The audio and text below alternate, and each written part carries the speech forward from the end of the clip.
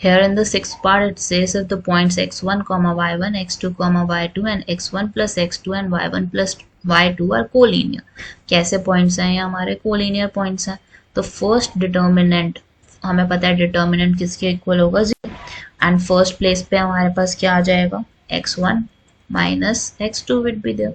Second place पे क्या आ जाएगा y1 minus y2 would be there and third element would be x1 में से क्या माइनस करोगे x3 which is x1 plus x2. Last में से you would be having y1 minus of y1 plus y2 would be there and determinant would be close and make it equal to 0. Determinant solve करते हैं तो हमारे पास value क्या आएगी x1 minus x2. In multiplication I would have y1 minus y1 minus y2.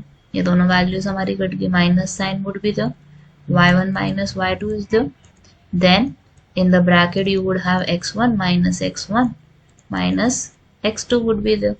तो हमारे पास finally answer क्या आ जाएगा यहाँ पे it would be making it equal to 0. अब सिंप्लीफाई करने का काम हमारा है. x1 minus x2 is the in multiplication minus y by 2 minus का sign y1 minus y2 then in bracket you would have minus x2. it would be equal to 0.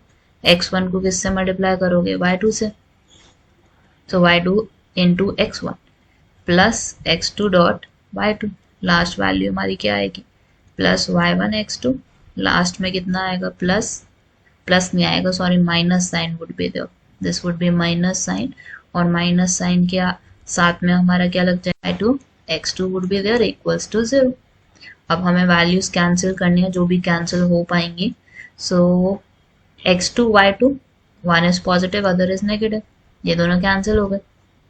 अब हमारे पास वैल्यू क्या बचती है minus y2 x1 plus y1 x2 is there it would be equal to 0. और value निकालनी है ना हमें. इसको इधर ले जाओ so that get y1 x2 equal to y2 x1. अब देखो ध्यान से उन्होंने यही पूछा था हमसे कि x1 y2 किसके इक्विवेलेंट है. So this is equivalent to y1 dot x2 which is option A in this case. कौन सा ऑप्शन करेक्ट है out of all A would be there. और दूसरे मेथड से करना चाहते हो it would be like x1 लिखोगे पहली वाली लाइन, दूसरे में x2 लिखोगे, तीसरे में x1 plus x2 लिखोगे.